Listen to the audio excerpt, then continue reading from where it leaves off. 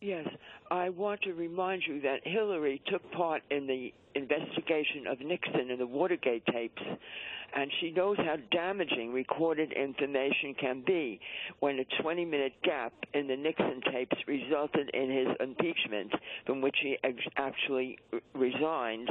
And I wish he would resign and stop meddling up the situation with Well, I'm going to let you go there. Just a reminder, callers, 30 days. Make sure you give it 30 days before you call into any C-SPAN program. But on her point, John Cook, what do you know of that?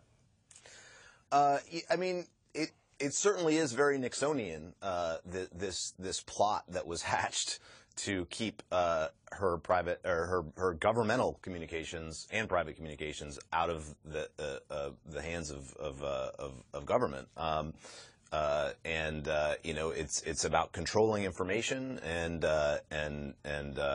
you know, one of the things that I think is interesting is, you know, the idea that this was for convenience because she didn't want two devices is just preposterous. It's insulting to the intelligence of the American people that she thinks that would be a reasonable explanation for why she took the extraordinary steps of setting up an email server apparently in her home, monitored and administered outside of the bounds of a State Department team that is there to ensure the security of communications.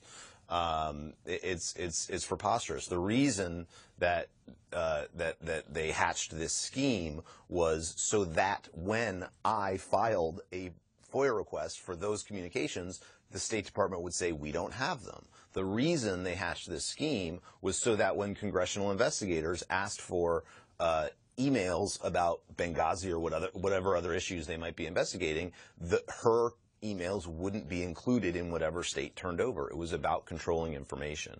It was also about controlling information, I think, you know, if you really don't want to use State Department email, there are other email services that are available to you. You can use Gmail, you can use Yahoo, you can whatever. And you know, frankly, Gmail would have been more secure as far in terms of what experts have told me. Gmail would have been more secure than simply a server sitting in your basement, because Google has hundreds of employees, if not thousands, whose jobs are specifically to protect those email accounts from attacks by various adversaries who would try to gain access to them.